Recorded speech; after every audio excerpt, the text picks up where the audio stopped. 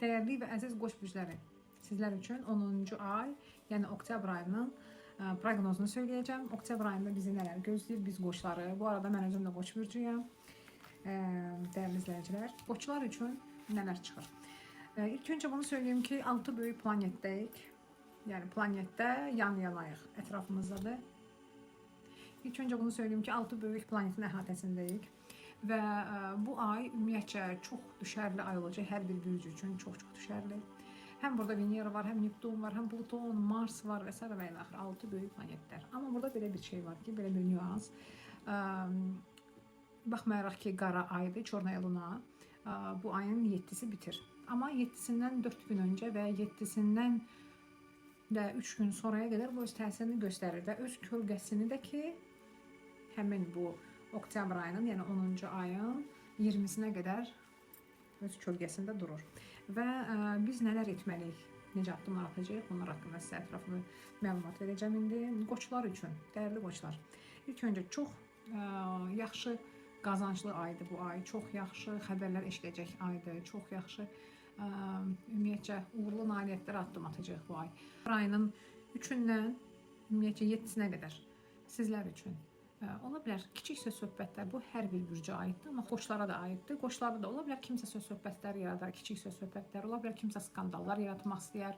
Ümumiyyətcə durduq yerə kimsə sizə şərə də salmaq istəyər və yaxud kimsə deyər sən bu kəlməni dedi, mən də bu kəlməni anlaşılmamazlıq olar və yaxud kimsə sporla bir məsələ ortaya çıxardar, bu sizə aidiyyəti olmayan və yaxud sizin iştirakınızla olan məsələnin içində və özünüz də təəccüb edərsiniz. Ümumiyyətcə qoçlar üçün, siz qoçlar ayın 3-ü, oktyabrın 3-ü, 5-i, 7-si, 10-una qədər biraz ehtiyatlı olun. Gördünüz kimsə söz söhbət yaradır, ay nəsə, məsəl üçün sizə aid olmayan bir söhbətlərdir və yaxud sizin adınız çəkilir. Çalışın bu insanlardan biraz aralı durun, uzaq durun, məsafəli. Çünki siz odun sürüsünüz, siz də bunlara qarışsaz, o zaman böyük alov olar və bu böyük alovu da söndürmək çox çətin məsələ olar. Ona görə çox ehtiyatlı olmalısınız. Ola bilər kimsə sizin ünvanınıza nəsə xoşuna gəlməz bir kəlmə söyləyər. Yəni siz artıq bunu bilməlisiniz ki, hə, bu artıq bu qara ayın öz təsiridir və biraz məsafəli davranmalıyam. Və bu ayın 10-una qədər belə davam edə bilər. Bu da normal haldır, çünki qara aydır. Və ayın 15-nə böyük sifarişləriniz arta bilər, böyük daxod, xeyir. Ümumiyyətcə ayın demək ki, oktyabrın 1-dən 20-sinə qədər çalışın, heç bir əməliyyatlara razılaşmayın. Nə imza atmaq, nə notarius, nə alqı-satqı, nə əməliyyatlar, nə kosmetoloji. Ancaq 21-dən sonra bütün bürclərə aiddir, amma qoçlar da içində heç bir əməliyyatlara razılıq verməyin. Bəli, ola bilər indi vəziyyət o qədər gərgin olsun ki, indi əməliyyata məcbur olarsınız girməyə, həkimin nəzarəti altında. O bir başqa. Amma gözləməli olarlarsa, imkan olarsa biraz gözlədim vaxtı. Tatu və yaxud tutalım, siz saç əkdirmək istəyirsiniz, diş düzəltdirmək istəyirsiniz, əməliyyat, üz, buxaq və yaxud hər hansı bir əməliyyatlar, bunları saxlamalısınız. Və ümumiyyətcə Mars var, Neptun, Pluton, hər bir planetlərin özünün enerjisi var. Bəziləri boşanmağa qərar alacaqlar. Qərar alacaqsınız, bəli, bəziləriniz yox, mən bundan ayrılıram. Amma çox az qoçlar. Bu ən çox başqa bürclərə düşür, amma qoçlara çox az düşür. Ola bilər kimdənsə ayrılmaq. Amma bu pis adam çıxacaq həyatınızdan, yaxşısı deyil, pisi gedəcək. Və çox böyük xeyir, daxodlar gözləyir sizi, qazanclar.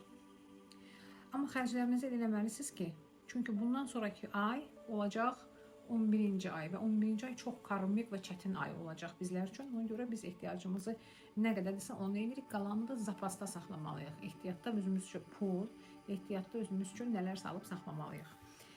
Yeni xəbərlər eşidə bilərsiniz. Ayın 7-sindən 14-nə qədər ümumiyyətcə sizlər üçün yeni xəbərlər, yeni imiclər ola bilər. Geyiminizdə yeni stil, moda, imic dəyişərsiniz və yaxud yeni geyimlər alarsınız, hansı ki, öncələr bunu istifadə etmirsiniz. Məsələn, qısa model, indi uzun model və yaxud oğlanlarımız əvvəl saqqal saxlamırdınız, indi saxlayırsınız və yaxud saç düzümü, bu da ola bilər. Qoçlar psixoloqa müraciət edəcəklər. Burada böyük problemlərlə əlaqədar deyil. Elə bir sanki rahatçılıq üçün və yaxud taroloqa, biraz özünüz üçün ruhunuz rahatlasın deyə. Ola bilər kimlənsə görüşərsiniz söhbət etmək üçün. Bu insanla hə mənə xoşdur, yaxşıdır, dərdimi danışam, söhbət edim, dost, rəfiqə, fərqi yoxdur.